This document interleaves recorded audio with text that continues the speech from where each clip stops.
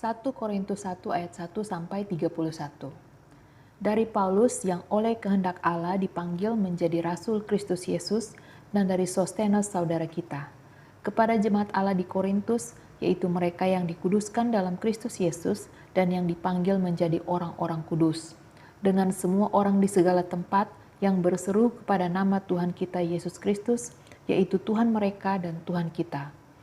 Kasih karunia dan damai sejahtera dari Allah Bapa kita dan dari Tuhan Yesus Kristus menyertai kamu. Aku senantiasa mengucap syukur kepada Allahku karena kamu atas kasih karunia Allah yang dianugerahkannya kepada kamu dalam Kristus Yesus. Sebab di dalam Dia kamu telah menjadi kaya dalam segala hal, dalam segala macam perkataan dan segala macam pengetahuan sesuai dengan kesaksian tentang Kristus yang telah diteguhkan di antara kamu. Demikianlah kamu tidak kekurangan dalam suatu karunia pun, sementara kamu menantikan penyataan Tuhan kita Yesus Kristus. Ia juga akan meneguhkan kamu sampai kepada kesudahannya, sehingga kamu tak bercacat pada hari Tuhan kita Yesus Kristus. Allah yang memanggil kamu kepada persekutuan dengan anaknya Yesus Kristus Tuhan kita adalah setia. Tetapi aku menasihatkan kamu saudara-saudara, demi nama Tuhan kita Yesus Kristus, supaya kamu seia sekata dan jangan ada perpecahan di antara kamu. Tetapi sebaliknya supaya kamu erat bersatu dan sehati sepikir. Sebab saudara-saudaraku, aku telah diberitahukan oleh orang-orang dari keluarga Chloe tentang kamu, bahwa ada perselisihan di antara kamu. Yang aku maksudkan ialah bahwa kamu masing-masing berkata, aku dari golongan Paulus, atau aku dari golongan Apolos, atau aku dari golongan Kefas, atau aku dari golongan Kristus. Adakah Kristus terbagi-bagi? Adakah Paulus disalibkan karena kamu? Atau adakah kamu dibaptis dalam nama Paulus? Aku mengucap syukur bahwa tidak ada seorang pun juga di antara kamu yang aku baptis selain Krispus dan Gaius. Sehingga tidak ada orang yang dapat mengatakan bahwa kamu dibaptis dalam namaku. Juga keluarga Stefanus aku yang membaptisnya. Kecuali mereka aku tidak tahu, entahkah ada lagi orang yang aku baptis. Sebab Kristus mengutus aku bukan untuk membaptis, tetapi untuk memberitakan Injil. Dan itu pun bukan dengan hikmat perkataan, supaya salib Kristus jangan menjadi sia-sia.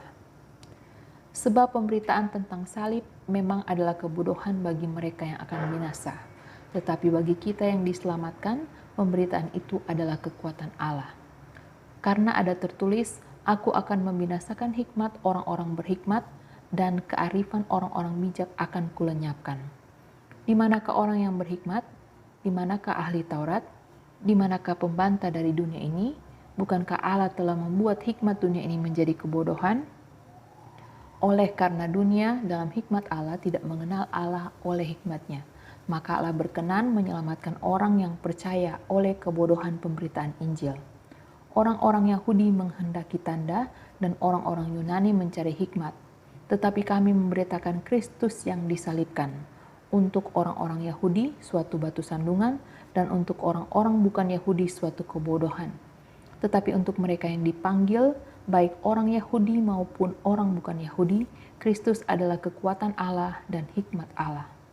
Sebab yang bodoh dari Allah lebih besar hikmatnya daripada manusia, dan yang lemah dari Allah lebih kuat daripada manusia.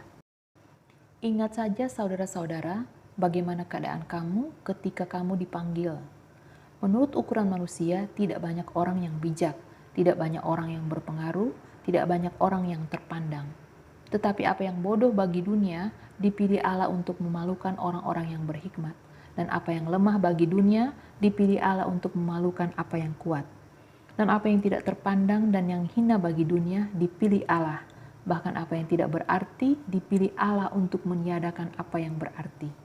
Supaya jangan ada seorang manusia pun yang memegahkan diri di hadapan Allah. Tetapi oleh Dia, kamu berada dalam Kristus Yesus, yang oleh Allah telah menjadi hikmat bagi kita.